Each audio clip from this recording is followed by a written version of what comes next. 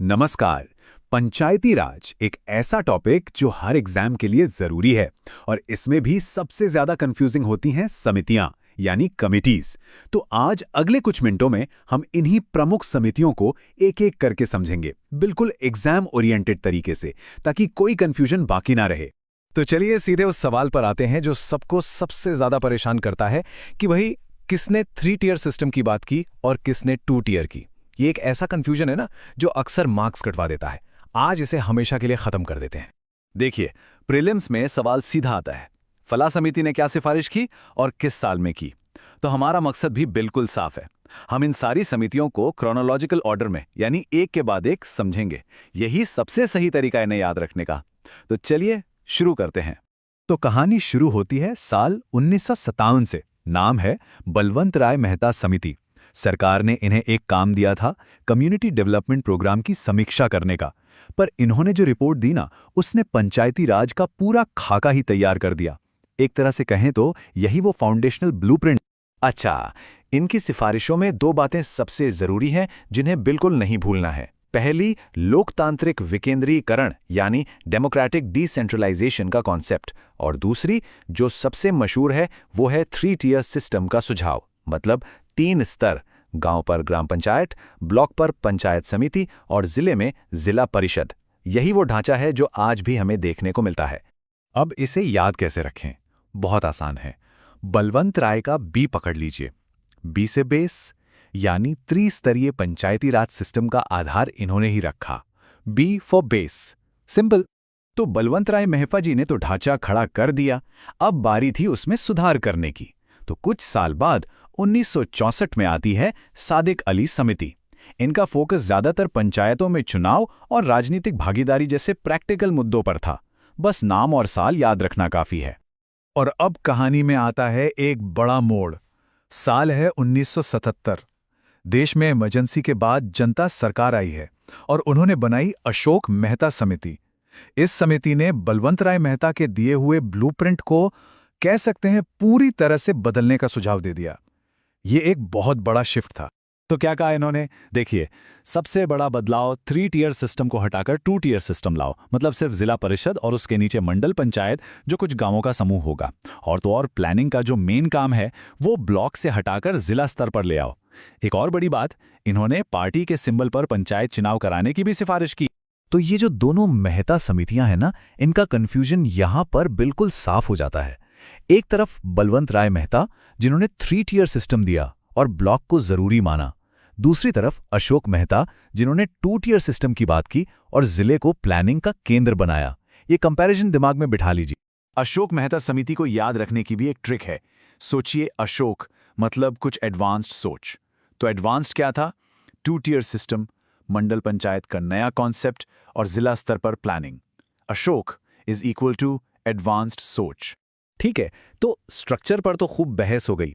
अब 80 का दशक शुरू होता है और फोकस शिफ्ट होता है प्लानिंग पर कि भाई जमीनी स्तर पर योजना बनेगी कैसे। और इसी सवाल का जवाब ढूंढने के लिए 1983 में आती है हनुमंत राव समिति। इस समिति के लिए बस एक लाइन याद रखनी है और कुछ नहीं। इनका पूरा जोर था जिला स्तर पर विकेंद्रीकृत योजना पर। तो हनुमंत राव मतलब जिला योजना, बस। अब चलिए 2 साल और आगे। साल है 1985। प्लानिंग कमीशन एक और समिति बनाता है, जीवी के राव समिति। इनका काम था ये देखना कि जो ग्रामीण विकास के कार्यक्रम चल रहे हैं वो कैसे काम कर रहे हैं और उनमें पंचायती राज संस्थाओं का क्या रोल होना चाहिए।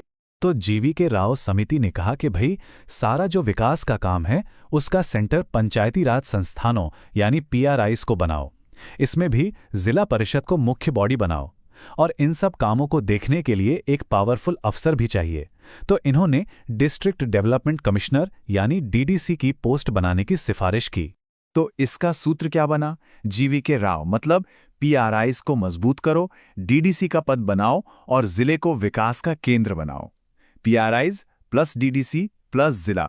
अब तक सारी बातें हो रही थी शक्तियों की, स्ट्रक्चर की, लेकिन अब 1986 में एक ऐसी समिति आती है जो पूरी बहस की दिशा ही बदल देती है। नाम है LM सिंघवी समिति। ये वो समिति है जिसने पहली बार जोर देकर कहा कि पंचायतों को संवैधानिक दर्जा मिलना चाहिए।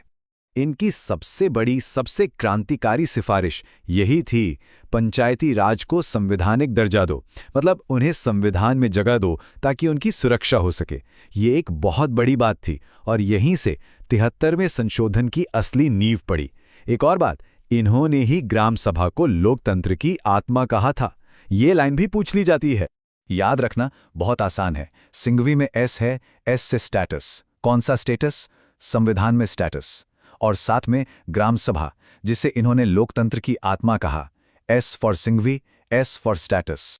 तो अब हम कॉन्स्टिट्यूशनल अमेंडमेंट की मंजिल के बिल्कुल करीब पहुंच चुके हैं।